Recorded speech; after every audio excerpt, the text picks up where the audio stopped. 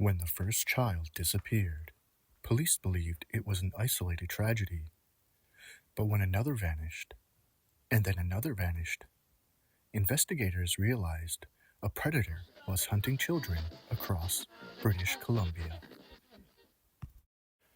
In the summer of 1981, fear spread rapidly across the province of British Columbia. Children were disappearing.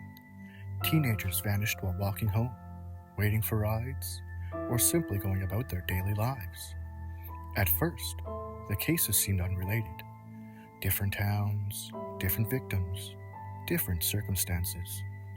But investigators would soon uncover something far darker. Behind the disappearances was a man named Clifford Olson, one of the most notorious serial killers in Canadian history, and his crimes would leave an entire country shaken to the very core.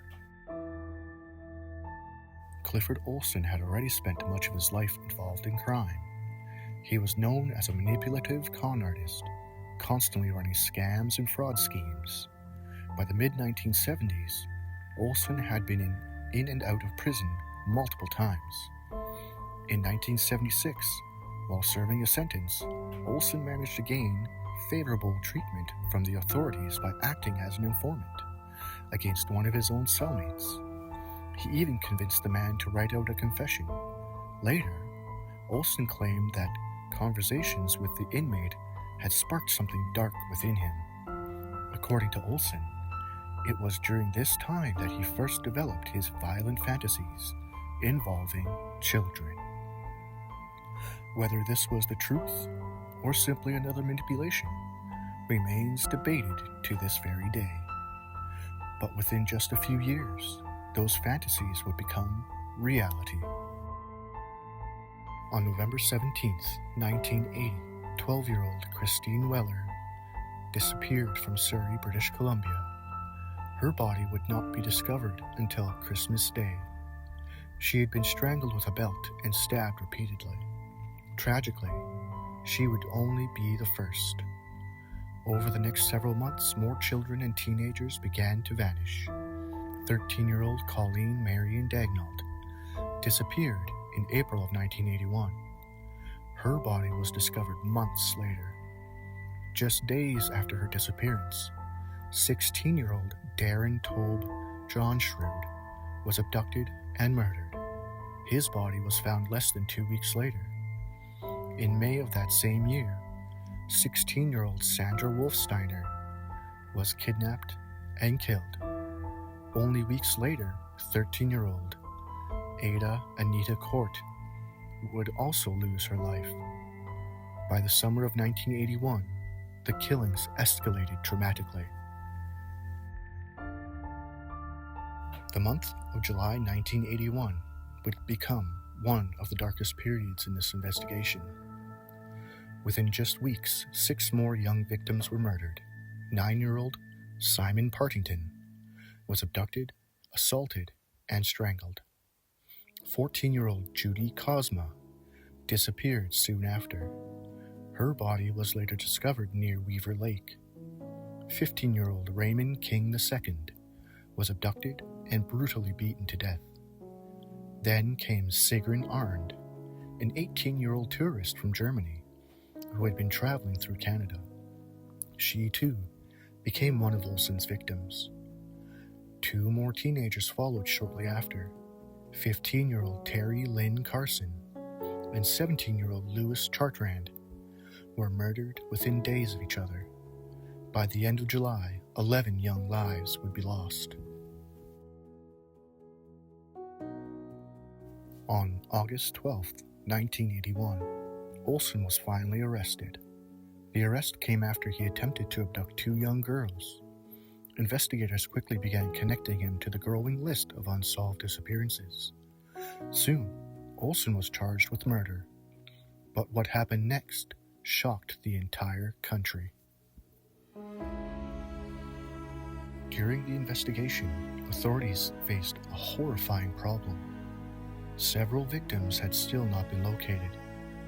Families desperately wanted answers.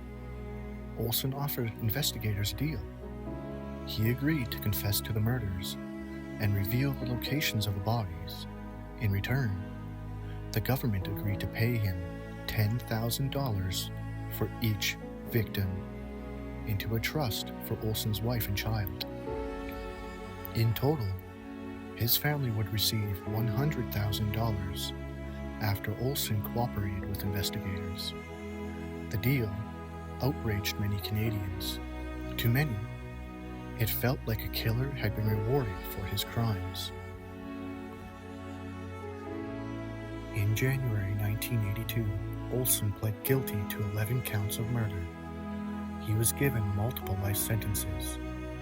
He would be imprisoned in Canada's most secure prison system, including time in the Special Handling Unit at Sainte-Anne-des-Plaines in Quebec, which houses some of the country's most dangerous offenders.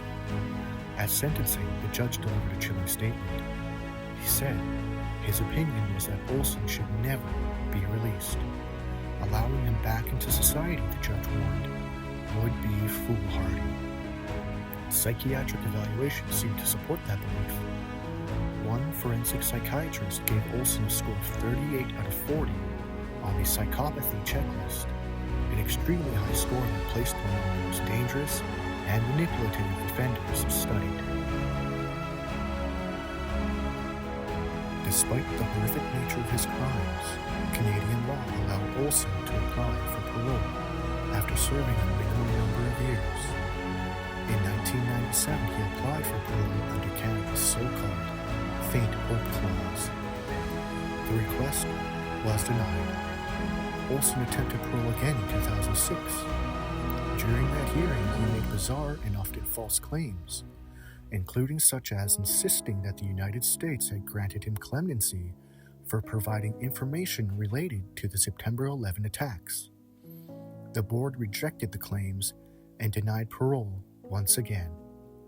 Another attempt in 2010 was also refused. Olson would never leave prison.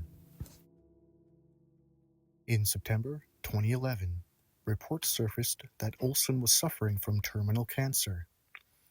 He was transferred to a hospital in Laval for treatment. On September 30th, 2011, Clifford Olson died at the age of 71. For the families of his victims, his death closed one chapter of a tragedy that had haunted Canada for decades. But the pain left behind by his crimes will remain forever.